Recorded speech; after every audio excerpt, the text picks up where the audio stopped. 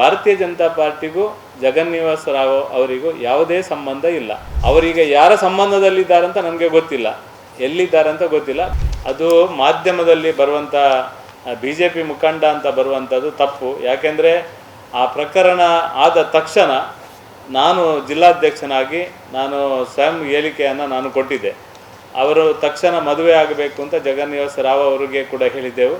ಮತ್ತು ಅವರಿಗೆ ತಕ್ಷಣ ನೋಟಿಸ್ ಕೂಡ ಕೊಟ್ಟಿದ್ದೇವೆ. ನೀವು ಅಕಸ್ಮಾತ್ ಈ ಮದುವೆ ಮಾಡಿಕೊಳ್ಳದಿದ್ದರೆ ಸಾರ್ವಜನಿಕವಾಗಿ BJPಯ ಮೇಲೆ ಪರಿಣಾಮ ಬೀಳ್ತದೆ. ಈ ವಿಷಯವನ್ನು ನೀವು ಒಂದು ಆಂತರಿಕ ವಿಷಯ ನೀವು ಸರಿ ಮಾಡಿಕೊಳ್ಬೇಕು ಅಂತ ಅವರಿಗೆ ಸೂಚನೆಯನ್ನು, ಅವರಿಗೆ ಪತ್ರವನ್ನು, ಅವರಿಗೆ ನೋಟಿಸನ್ನು ಕೊಟ್ಟಿದ್ದೆವು.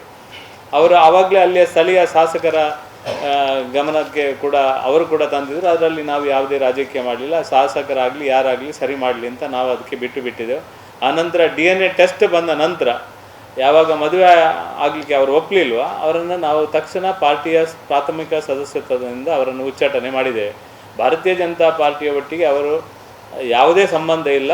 ಅವರೀಗ ಯಾರ ಸಂಬಂಧದಲ್ಲಿದ್ದಾರೆ ಅಂತ ನನಗೆ ಗೊತ್ತಿಲ್ಲ, ಎಲ್ಲಿದ್ದಾರೆ ಅಂತ ಗೊತ್ತಿಲ್ಲ. ಭಾರತೀಯ ಜನತಾ ಪಾರ್ಟಿಗೂ ಜಗನ್ನಿವಾಸ ರಾವ್ ಅವರಿಗೂ ಯಾವುದೇ ಸಂಬಂಧ ಇಲ್ಲ.